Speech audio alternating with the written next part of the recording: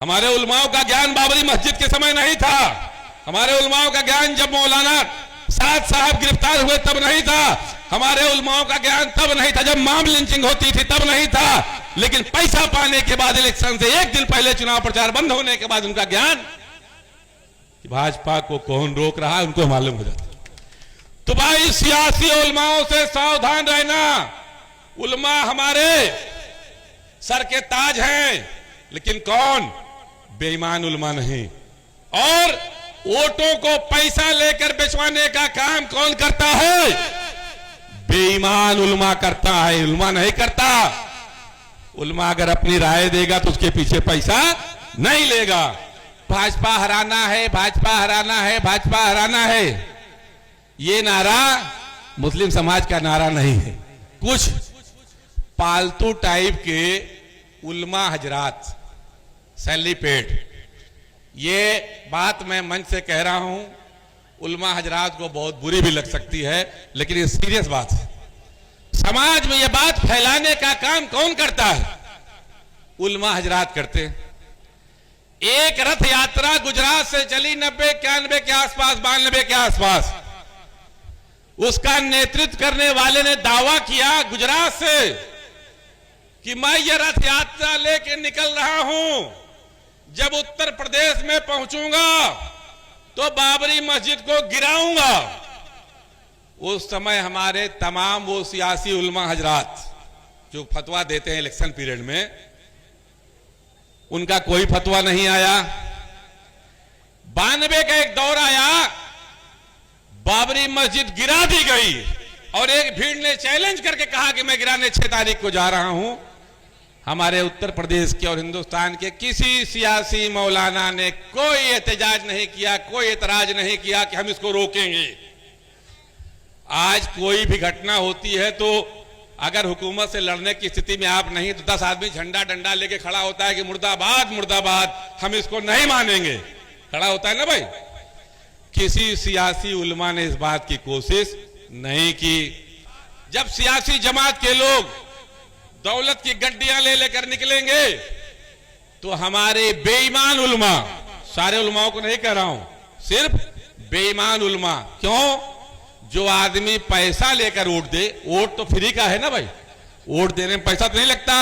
आप किसी भी पार्टी को वोट दीजिए, कांग्रेस को दीजिए, सपा को दीजिए, बसपा को दीजिए, आपका खुला अधिकार है, किसी को दे सकते हैं, उसमें किसी की कोई जबरदस्ती नहीं है, यही जमहूरियत है।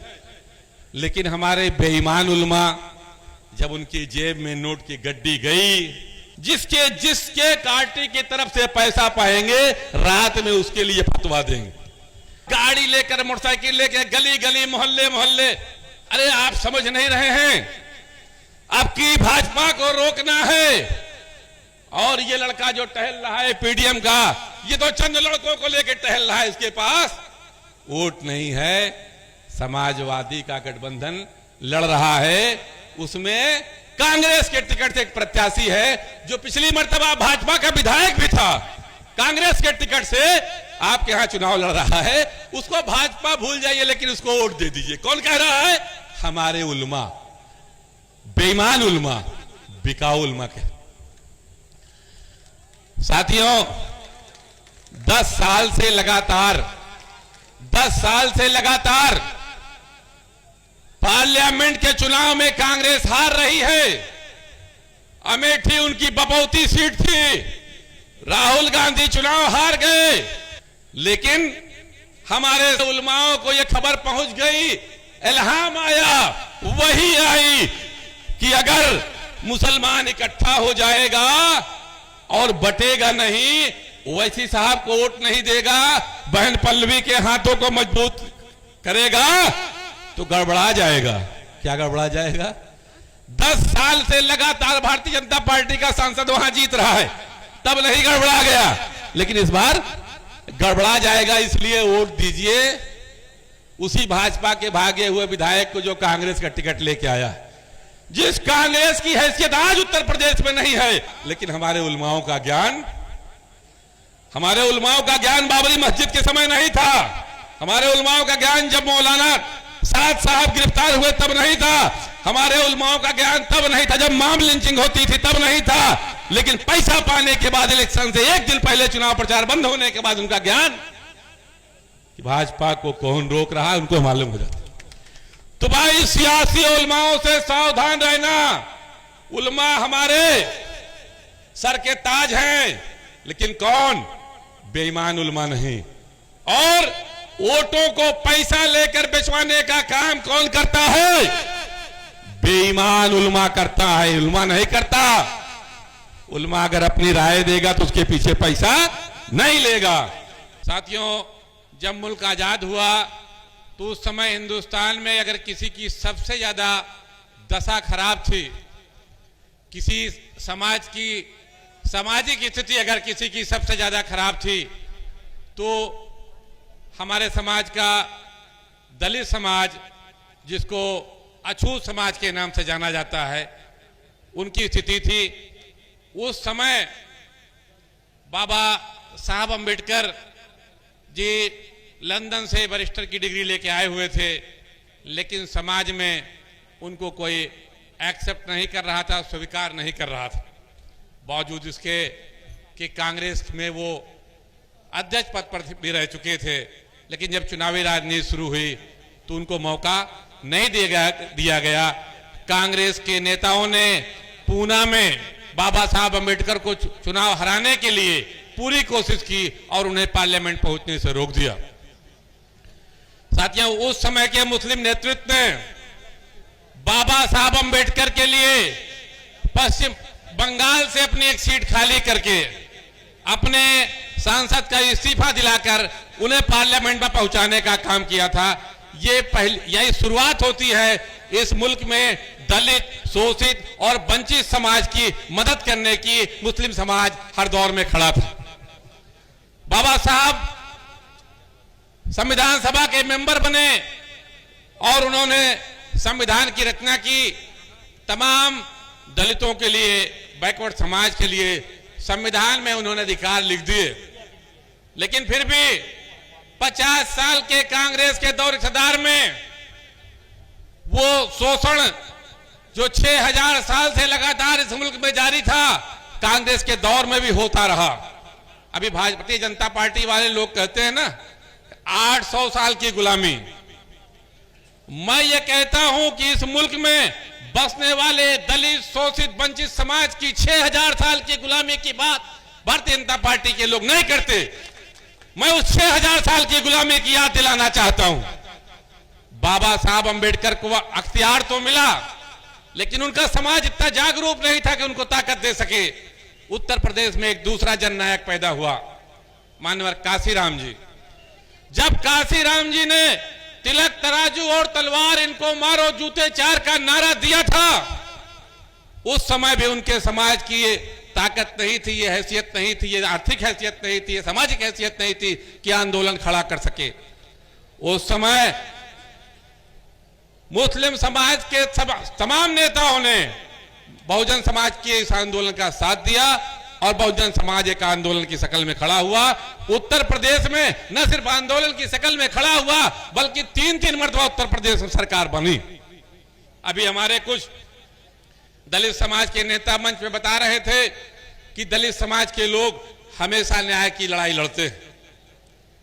एक हमारा समाज, मुस्लिम समाज, जिसको सफेद हस्ती से मिटाने की कसम खाकर सत्ता में आए नरेंद्र मोदी, और ये उत्तर प्रदेश में सत्ता की कुर्सी पर बैठे हुए, इन लोगों का यह मकसद था कि हिंदुस्तान से मुसलमानों को मिटा देंगे, और इनके एजेंडे में था। लेकिन मैं ये पूछना चाहता हूं कि 10 साल की हुकूमत दिल्ली में और लगभग 7-8 साल की उत्तर प्रदेश में हुकूमत, मुसलमानों का कहीं बाल भी बाका हुआ? क्या किसी मुस्लिम बस्ती में इस बात का डर और खौफ है कि हम मिटा दिए जाएंगे? क्या किसी मुस्लिम समाज के अंदर इस बात का कोई डर है कि हमको यहां से लोग हकाल देंगे, निकाल देंगे? हमारा समाज पूरे इत्मीनान के साथ है साथियों। लेकिन मैं बात कर रहा था कि 6000 साल से जो समाज गुलाम था, उसको सत्ता के सिंहासन पे पहुंचाने के लिए उत्तर प्रदेश में 25% मुसलमानों ने, जो उत्तर प्रदेश की आबादी की 25% था, कंधे से कंधा लगाया और मुख्यमंत्री की कुर्सी पर बैठाया। बैठाया कि नहीं बैठाया? उत्तर प्रदेश में अगर मुस्लिम समाज का साथ ना होता तो मैं दावे के साथ कह सकता हूं कि बहुजन समाज पार्टी कभी सत्ता में नहीं आती और मायावती नाम की कोई मुख्यमंत्री उत्तर प्रदेश में पैदा नहीं होती। इस शांत रहिए, नारा न लगाइए, सीरियस बात कर रहा हूं। इस काम को करने के लिए उत्तर प्रदेश में अगर किसी समाज ने बहुजन समाज पार्टी के साथ कंधे से कंधा मिलाया तो सिर्फ और सिर्फ मुस्लिम समाज था। लेकिन जब मुसलमानों पे जुल्म होता है, मुसलमानों पे अत्याचार होता है, तो बड़े दावे के साथ कह सकता हूं कि किसी भी बहुजन नेतृत्व ने, ना मायावती जी ने और ना ही बहुजन आंदोलन के तमाम छुटभैये नेता जो ये दावा करते हैं कि हम बहुजन समाज को नेतृत्व देंगे, मध्य प्रदेश में नेतृत्व नहीं दे पा रहे, राजस्थान में नेतृत्व नहीं दे पा रहे हैं। उत्तर प्रदेश में मुस्लिम समाज ने साथ दिया, 3-3 मर्तबा सरकार बनाई। उस बहन मायावती जी का यह कहना है कि चूंकि मुस्लिम कट्टरपंथी होता है इसलिए मैंने अपने समाज के लोगों का वोट डाइवर्ट कर दिया। कहां डाइवर्ट कर दिया? उन लोगों की जिनके खिलाफ 6000 साल से तुम्हारा समाज लड़ रहा था। और न सिर्फ उस समय वोट डाइवर्ट कर दिया, तो मैं तो यह दावे से कह रहा हूं कि बहुजन समाज पार्टी के मुखिया ने बहुजन समाज के वोटों को गिरवी रख दिया मनुवादियों के साथ, और आज बहुजन समाज का हक उत्तर प्रदेश में महफूज नहीं है, जहां बहुजन समाज सबसे मजबूत है। दूसरी बात मैं कहना चाहता हूं बैकवर्ड समाज के ताल्लुक से। जिस समय बाबरी मस्जिद शहीद हुई उसके पहले तक उत्तर प्रदेश में लगातार कांग्रेस की सरकार हुआ करती थी और यह मुस्लिम समाज कांग्रेस की सरकार बनाने में बड़ी जिम्मेदारी से काम भी करता था। आजादी के पहले दिन से और बाबरी मस्जिद की शहादत के पहले तक पूरे हिंदुस्तान में कांग्रेस ने अपने दौर इक़्तिदार में हजारों दंगे कराए। मलियाना, भागलपुर, अलीगढ़, मेरठ, मुरादाबाद तमाम दंगों की तारीख रही। लेकिन बाबरी मस्जिद की शहादत के बाद मुसलमानों का सब्र जवाब दे गया।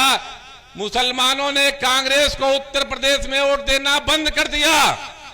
हालत यह है कि आज उत्तर प्रदेश में कांग्रेस का एक भी नुमाइंदा, कभी 1 सीट जीतती है, कभी 2 सीट जीतती है, कभी 3 सीट जीतती है। मैं ये बात मुसलमानों तुम्हें याद दिलाना चाहता हूं कि तुम्हारी सियासी हैसियत यह है कि तुमने जिसके सर पर हाथ रखा वो सत्ता के गलियारों में था। जिस दिन से तुमने कांग्रेस से अपना हाथ खींचा 92 से आज तक उत्तर प्रदेश में कांग्रेस सत्ता के गलियारों, क्या गलियारों के बाहर तक भी हवा नहीं लगी कांग्रेस। ये अपनी हैसियत समझो।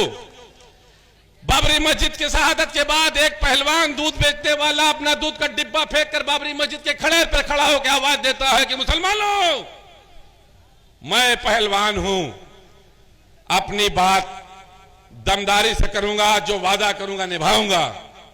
अच्छा, चूंकि मुसलमानों को कभी सत्ता अपने हाथ में लेने की कोई जल्दबाजी तो थी नहीं, कोई फिक्र नहीं थी, कोई एजेंडा नहीं था। आजादी के बाद से आज तक कभी ये कोशिश नहीं की हम हुकूमत करेंगे, कभी कोशिश नहीं की। हालांकि उत्तर प्रदेश में आबादी 25% है, 3% ने हुकूमत करी, 11% ने हुकूमत करी, 7% ने हुकूमत करी।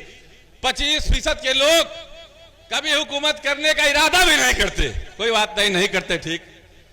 एक सरकार बनी मुलायम सिंह जी की, मुसलमानों के वोटों के खैरात पर मुलायम सिंह जी पहली मर्तबा सत्ता में आए थे। लेकिन क्या दलित समाज की मुखिया मायावती जी ने दलित समाज के साथ न्याय किया? अगर तरक्की कुछ भी थोड़ा बहुत भी उत्तर प्रदेश में हुई तो सिर्फ जिसे हम हरिजन समाज कहते हैं या गांव में जिसे चमार शब्द से जाना जाता है, उनकी तो तरक्की हुई।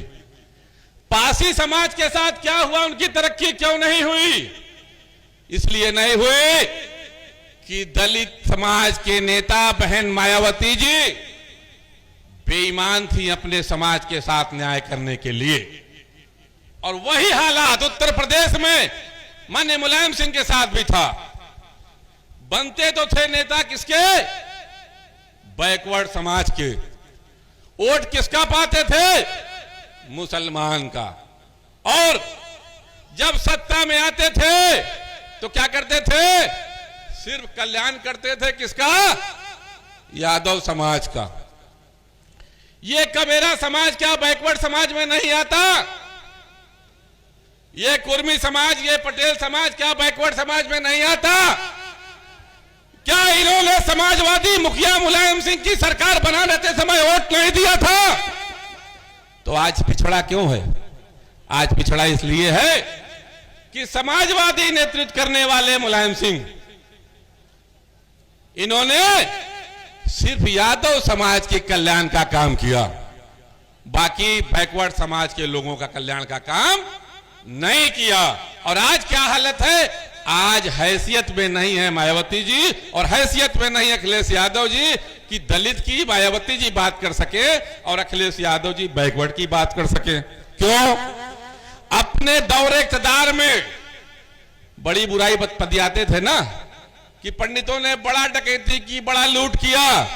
मैं ये खुले मन से कह रहा हूं कि मायावती सरकार में इतनी लूट और इतनी डकैतियां और इतनी बदनवानियां की मायावती जी ने, और इतनी लूट और इतनी डकैतियां और इतनी बेईमानियां की अखिलेश यादव जी ने कि दलितों के साथ हो रहे जुल्म पर मायावती जी की हैसियत नहीं है कि मुंह खोल सके, और बैकवर्डों के साथ हो रहे जुल्म पर अखिलेश यादव जी की हैसियत नहीं कि अपनी जबान खोल सके। क्यों? इसलिए कि जबान खोलेंगे तो हालात लालू यादव जैसे होंगे और हालात केजरीवाल वाले होंगे। जेल की डर से और अपने समाज के नाम पर लूटी गौ दौलत को बचाने के लिए ये दोनों नेता उत्तर प्रदेश में दलितों के पीठ पर छुरा भोंक रहे हैं और बैकवर्ड समाज के पीठ पर छुरा भोंक रहे हैं। ऐसे समय में एक मर्द मुजाहिद मानवर सोनेलाल पटेल जी, जिन्होंने अपनी जवानी में इसी इलाहाबाद में बहुजन समाज की लड़ाई लड़ी और लड़ाई नहीं लड़ी, उस लड़ाई में उनकी शरीर की लगभग 80% हड्डियां इसी इलाहाबाद के सिविल लाइन में तोड़ दी गई। लेकिन फिर भी वो मर्द मुजाहिद जब दोबारा खड़ा हुआ तो बहुजन दलित समाज के कल्याण की बात करता रहा और पूरे जीवन बहुजन समाज, दलित समाज और बैकवर्ड समाज की कल्याण की बात करता रहा। अगर उन्होंने भी सत्ता के गलियारे में समझौता किया होता जैसे अखिलेश यादव मायावती ने कर रखा है, कैंडिडेट भी मायावती अमित शाह के कहने पर बांट रही है लोकसभा का, इस तरह अगर उन्होंने भी सत्ता से समझौता किया होता तो आज हर चौराहे पर मानवर सोनेलाल की बड़ी बड़ी मूर्तियां होती, उनके नाम पे तमाम स्कीमें चल रही होती। आज प्रतापगढ़ में एक मेडिकल कॉलेज का नाम मानवर सोनेलाल पटेल जी के नाम से रखा गया। मैं दावे से कह रहा हूं कि उस मेडिकल कॉलेज में झाड़ू लगाने के लिए भी किसी कमेरा समाज के आदमी की भर्ती नहीं हुई है जिसके नाम से वो अस्पताल का नाम रखा गया है। वो सिर्फ कमेरा समाज को वोटों के रूप में डकैती करने के लिए एक पोस्टर वहां पर लगाया गया है। मैं आपके बीच में बैठी हुई बहन पल्लवी पटेल जी की इस दिलेरी का इस मंच से स्वागत करता हूं कि ऐसे माहौल में जब उत्तर प्रदेश में जालिम सरकार बैठी है और उसके आंख में आंख मिला के चलने वाला कोई दलित नेता नहीं, कोई बैकवर्ड नेता नहीं, सिर्फ और सिर्फ एक नेता पूरे हिंदुस्तान में है, वो पार्लियामेंट में जनाब बैरिस्टर असदुद्दीन ओवैसी है। और अगर उत्तर प्रदेश की असेंबली में कोई नेता है जो दलितों की हक के लिए बोल रही है, जो बैकवर्ड समाज के हक के लिए बोल रही है, तो आपके मंच में बैठी हुई बहुजन और दलित के आंदोलन में अपनी आज तक की उम्र खपाने वाली महिला विधानसभा में इस जालिम हुकूमत से लड़ रही है। न सिर्फ लड़ रही है बल्कि आपके इस कौशाम्बी विधानसभा में उसके जालिम उप मुख्यमंत्री को चुनाव मैदान में पटखनी दे करके एक तारीख रच दिया उन्होंने कि हमारे पास यह हैसियत है, हम लड़ेंगे तो बदलेंगे। साथियों, आपका भाई नारा न लगाइए, शांत रहिए। अरे परेशान ना होइए भाई, अभी टाइम है, टाइम है अभी आने का टाइम। मैं जो बात कह रहा हूं उसको सुनिए। पीडीएम गठबंधन की जरूरत क्यों पड़ी? पी माने पिछड़ा। पिछड़ा समाज में ये समाजवादी के नेता पिछड़े समाज के नेतृत्व अब नहीं कर रहे हैं, इसलिए पिछड़े समाज का पी और दलित समाज की मुखिया मायावती जी दलितों का नेतृत्व नहीं कर रही हैं, न दलित को संगठित कर पा रही हैं, न उनका नेतृत्व कर रही हैं। जिस लड़ाई को लेकर, जिस आंदोलन को लेकर के बहुजन समाज खड़ा हुआ था, मायावती जी ने अपने समाज को बेच दिया उन मनुवादियों के हाथ में, और आज उत्तर प्रदेश में फिर से दलित समाज गुलामी की तरफ जा रहा है। इसलिए दलित समाज और मुसलमान जिसके दिमाग में कोई एजेंडा नहीं है कि हम भी सरकार बनाएंगे और हम भी मुख्यमंत्री बनेंगे और हम भी प्रधानमंत्री बनेंगे, कोई एजेंडा नहीं है। हालांकि उत्तर प्रदेश में 25% आबादी है, हर 4 में से एक आदमी मुसलमान है, और 27% वोटों के साथ अखिलेश मुलायम सिंह यादव मुख्यमंत्री बने थे। हमारे समाज के पास ये नजरिया ही नहीं है, और इस नजरिया को इन्होंने ताक पे रख दिया है। तो ठीक है भाई, आपने ताक पे रख दिया है, दूसरा काम तो आपका है कि जिसके सर पे हाथ रखते हैं उसकी सरकार बन जाती है, ये काम तो आप करते हैं।